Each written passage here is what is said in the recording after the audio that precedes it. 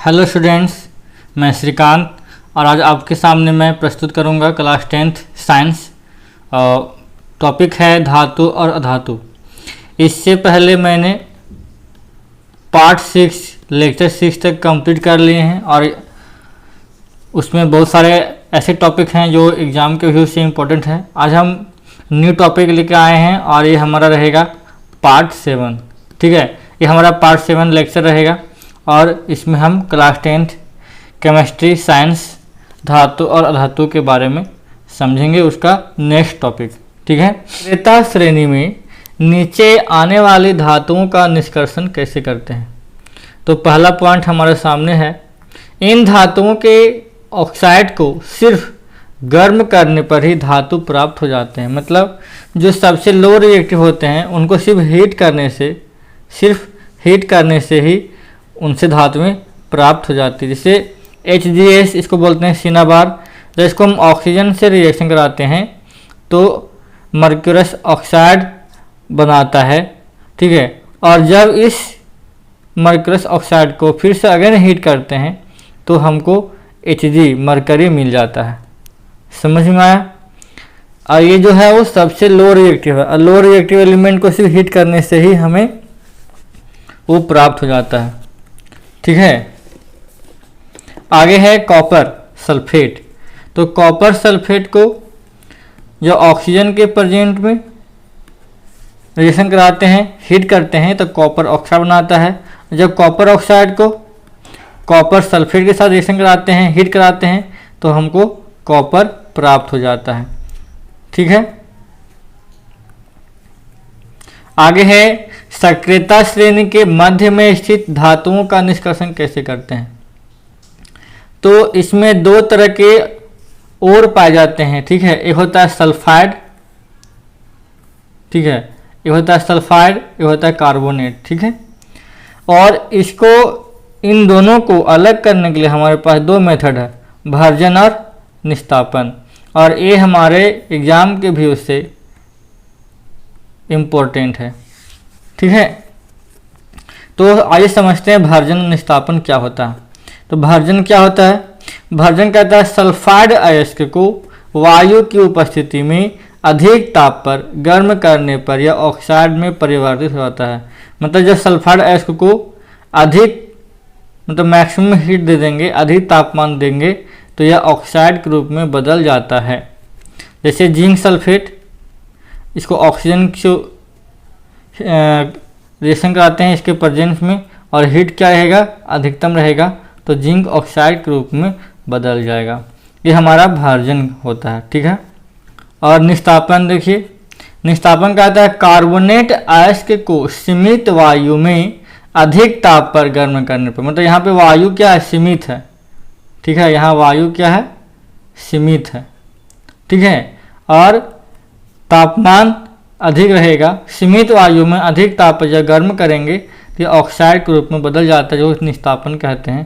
जैसे zinc carbonate को सीमित वायु में जब हीट करेंगे तो जिंक ऑक्साइड के रूप में बदल जाएगा। तो ये था भर्जन और निस्तापन। इसी में एक पॉइंट है कि जब जिंक ऑक्साइड को कार्बन के साथ गर्म करते हैं तो जिंक धातु प्राप्त होता है। जैसे जिंक ऑक्साइड है, इसको कार्बन से हीट किए तो क्या बनाया, जिंक धातु हमें प्राप्त हो जाता है। ठीक है, आगे है थर्मिट अभिक्रिया। इस अभिक्रिया का प्रयोग रेल की पटरियों या मशीनों में टूटे हुए कल्प पुर्जे को जोड़ने के लिए किया जाता है। ठीक है, कहता है आयरन ऑक्साइड के साथ एल्युमिनियम की अभिक्रिया का उपयोग रेल की पटरी तथा मशीनी पुर्जों को जोड़ने के लिए किया जाता है, जिसे थर्मिट अभिक्रिया कहते हैं।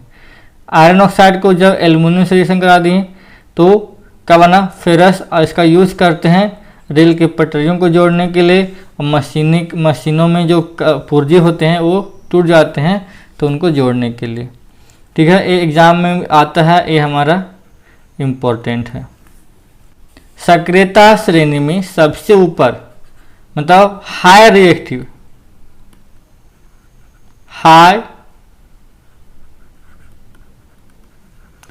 हाई रिएक्टिव जो एलिमेंट हैं उनका निष्कर्षण कैसे करते हैं। तो सबसे पहला पॉइंट होगा कि ये जो धातुएं होती हैं बहुत अधिक अभिक्रियाशील होती है और इन धातुओं को विद्युत अपघटनी विधि द्वारा अलग किया जाता है, जिसमें कैथोड और एनोड का सहारा लिया जाता है, जिसमें कैथोड पर प्लस चार्ज मतलब ऋण आवेश हो जाता है और एनोड पर धन आवेश हो जाता है। ठीक है, और कैथोड पर इस प्रकार से हमारा दिखेगा।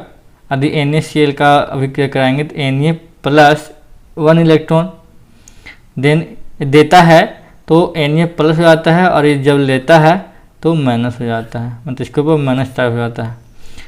ठीक है, सोडियम 1 इलेक्ट्रॉन देगा तो प्लस चार्ज, क्लोरीन लेता है तो माइनस चार्ज। ठीक है, आइए इसको समझते हैं।